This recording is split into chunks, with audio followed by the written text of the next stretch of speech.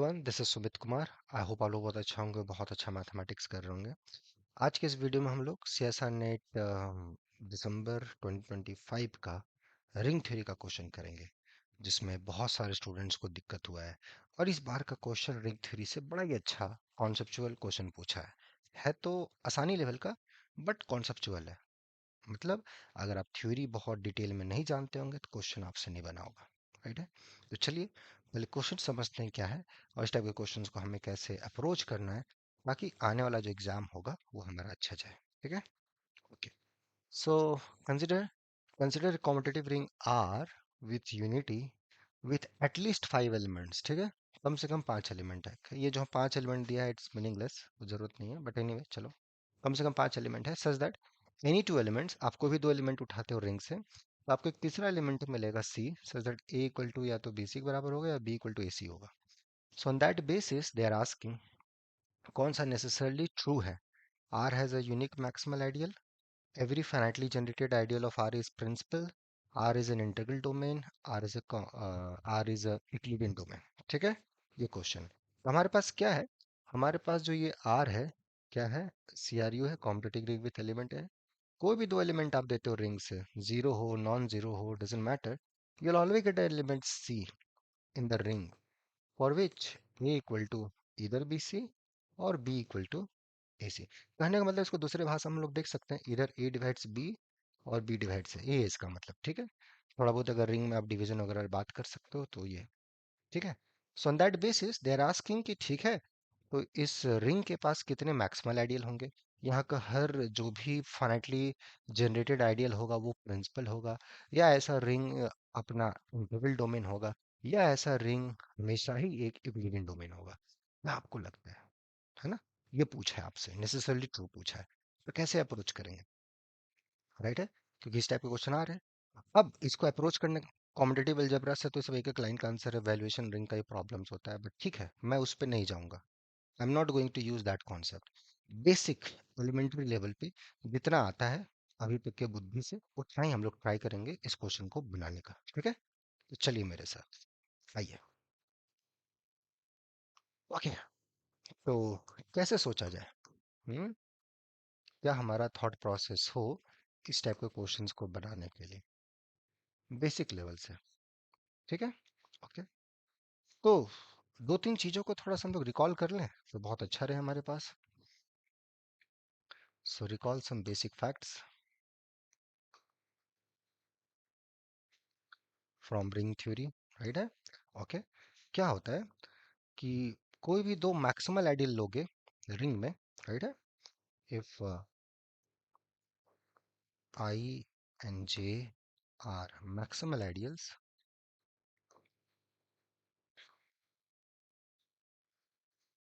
of R, and suppose I not equal to J। राइट है। आपने दो मैक्सिमल आइडियल लिया है जहां पे कि दोनों डिस्टिंक्ट हैं, तो यहां से आई जे के अंदर कंटेन नहीं होगा, जे आई के अंदर नहीं होगा। ऐसा क्यों नहीं होगा, थोड़ा सोचना है। ओके। ऐसा इसलिए सोचना है क्योंकि आपको मैथमेटिक्स अच्छी लगती है, you love doing mathematics, right है। अभी आप सोचोगे ना, तो थोड़ा सोचना, राइट है, अपने लिए, अपने मैथमेटिक्स के लिए। Right. Okay. Also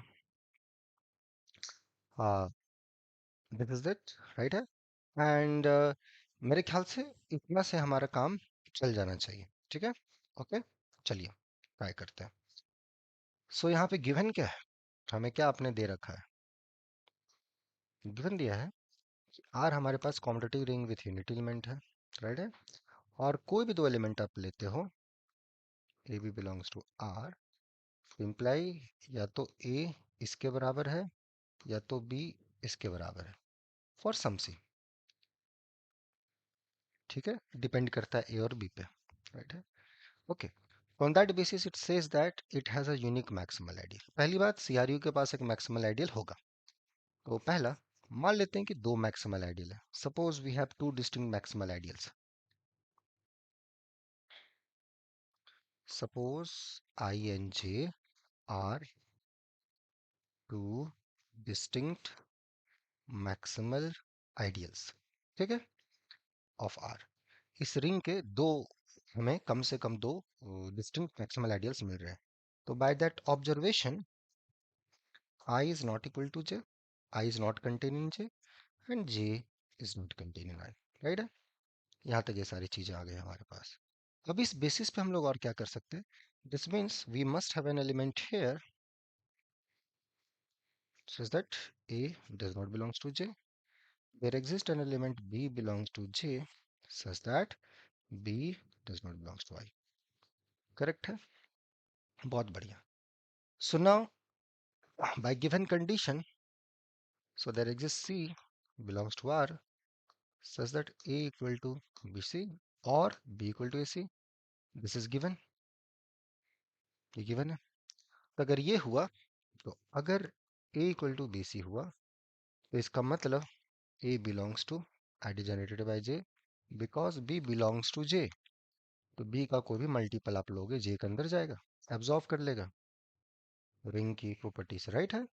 so this leads a contradiction to the given hypothesis because हमने A ऐसा चूज किया है, एक्सट्रीमली सॉरी, हमने A ऐसा चूज किया है जो J में नहीं है। Same reasoning for B। अगर B AC के बराबर हो गया, that means B belongs to I because A I के अंदर है, तो A ऑफ C भी I के अंदर चला जाएगा। ठीक है, एकदम आसान तरीके से, एकदम एलिमेंट्री लेवल से, कुछ नहीं जानना है, ज़्यादा ज़्यादा जानने की ज़रूरत ही नहीं है ना। आराम से चीज़ें हो रही है, बस क्लैरिटी होनी चाहिए थोड़ी बहुत, क्या है ये, क्या है वो, क्या है ये, क्लैरिटी अगर रहेगी तो बहुत मज़ा आएगा, राइट है। So this, now once you have done this, तो थिंग्स, तो इन दिस कंट्राडिक्शन, सो हमने जो माना कि दो डिस्टिंक्ट मैक्सिमल आइडियल आ रहे हैं, वो गलत बात है। तो we have, so R has a unique maximal ideal, right, that's a proof.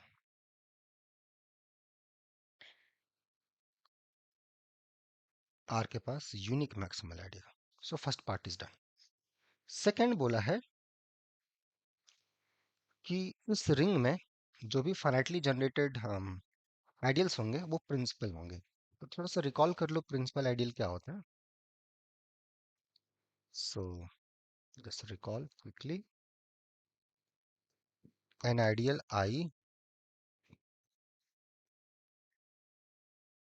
I of R is principal if I generated by single element, right. Okay, तो मान लो हमें आपने एक आइडियल दिया है जो फाइनाइटली मेनी एलिमेंट से जनरेट हो रहा है, ठीक है। तो हमें प्रूफ करना है कि सिंगल एलिमेंट से जनरेट होगा कि नहीं होगा, ठीक है। चलो पहले समझने के लिए n इक्वल टू 2 का केस लेते हैं, समझने के लिए, ठीक है, क्योंकि एट एट द एंड समझ में भी तो आए जो हम लोग कर रहे हैं। वही नहीं समझ में आएगा तो फायदा क्या होगा, राइट है। Just take n equal to 2, right है। तो हमारा जो आइडियल आ गया ना, ऑन दिस इंफॉर्मेशन, यहाँ से देखो कि ये जो एलिमेंट्स है आपका a1 और a2, ये आपके i का एलिमेंट है, i r का एलिमेंट है। So that given information again if you apply, तो या तो a2 c times of a1 होगा, या फिर a1 c times of a2 होगा फॉर सम c। सो अगर a1 equal to c times of a2 हुआ, i जो होगा वो जनरेट हो जाएगा a2 से। y, अगर a2 c times of a1 हुआ, तो i generated by a1, again y। क्यों भाई, ऐसा क्यों होगा? कोई दादागिरी है क्या? है ना, क्यों है, कैसे है, राइट है, और क्यों हो रहा है, आंसर देना है, ठीक है। Okay, so combined all this, so in all cases I is principal, so I is generated by single element। assume n equal to k के लिए रिजल्ट ट्रू है,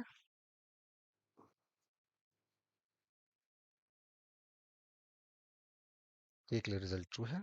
let's prove for n equal to k plus 1, तो इसका मतलब I k plus 1 से generate हो रहा है। अगेन सेम, ये a k प्लस 1 लेंगे, तो k प्लस 1 और a k में कोई ना कोई रिलेशन होगा बाय गिवन इंफॉर्मेशन।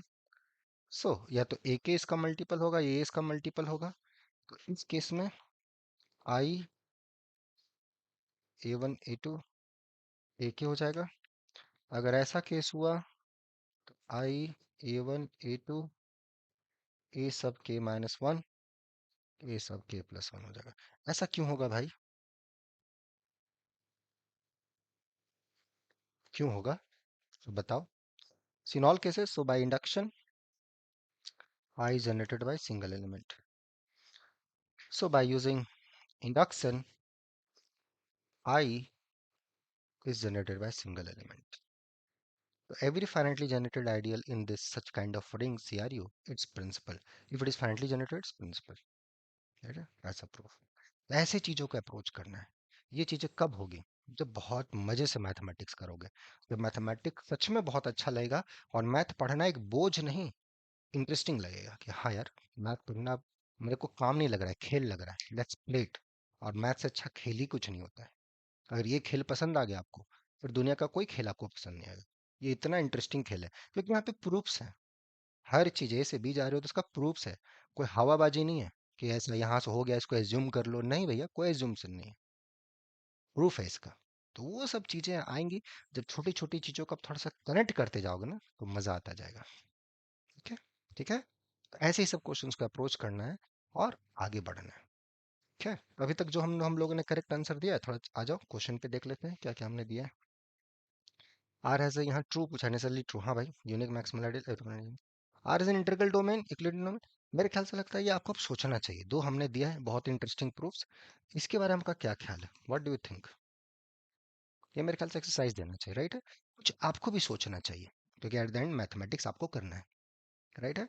रास्ता हमने दिखा दिया, अब इसको थोड़ा सा इस पर चलने की कोशिश करो और जो आपका सॉल्यूशन है उसको बना के भेजो। उसमें कोई दिक्कत लगा तो मैं नेक्स्ट टाइम इसका सॉल्यूशन आपको दूंगा, ठीक है? लेकिन चलो, उसमें चलोगे तो गिरोगे, फिर उठो, फिर चलो, फिर गिरो, फिर उठो, चलते रहो। Just keep moving. और डायरेक्शन सही रखो चलने का। अगर अभी तक आप डायरेक्शन लेस हैं तो गेट द डायरेक्शन। वो लगता है कि यहाँ से मिल सकता है, तो ठीक है, उसके लिए आप मेल करो nobleforum05@gmail.com पे। 2 तारीख से, मार्च से, और वो हो एक 5 से 2 5 से यहाँ रेगुलर बैचेस स्टार्ट होंगी इस जून के लिए और दिसंबर के लिए। अगर इस टाइप की चीज़ों से आप स्ट्रगल कर रहे हो, आपको मैथमेटिक्स बड़ा बेसिक लेवल से एलिमेंट्री लेवल से सीखना है, और सबसे इंपॉर्टेंट मैथ को फील करना है, ताकि पार्ट सी वगैरह का जो क्वेश्चन हुआ जहाँ more than one option correct है, एक तरीके से ये थ्योरेटिकल क्वेश्चन हो गए, वहां अपना फंसो। इसी बार ही यहाँ के स्टूडेंट ने पार्ट सी में 20 में से 19 क्वेश्चन करेक्ट किए हैं। एक ही क्वेश्चन गलत हुआ, वो भी सिली मिस्टेक हो गया उसका बेचारे का, उसको आंसर पता है, सिली मिस्टेक हो गया। आप भी कर सकते हो, बस आप बिलीव नहीं रखते हो अपने आप पे। आप बिलीव करो यार।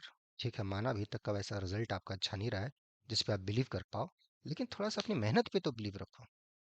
आप अगर अपने आप पे बिलीव नहीं रखोगे, कोई आप पे बिलीव नहीं रखेगा। तो थोड़ा सा बिलीव रखो और उसको सही दिशा में मेहनत करवाओ अपने आप को। ठीक है? देखना, धीरे धीरे रिजल्ट दिखेगा। अभी बहुत सारे स्टूडेंट ने ऐसा प्रूफ किया है। ठीक है? आप भी कर पाओगे। ठीक है? और उसमें कोई भी सपोर्ट होगा, हम लोग हैं आपके साथ। तो जो लोग सीरियस स्टूडेंट हो, इंटरेस्टेड स्टूडेंट हो, सीखने वाले स्टूडेंट हो, मैथ को फील करना चाहते हो, मेल करें nobleforum05@gmail.com पे। ठीक है? बाकी मिलते फिर नेक्स्ट वीडियो में। Till then enjoy the subject, take care, bye bye.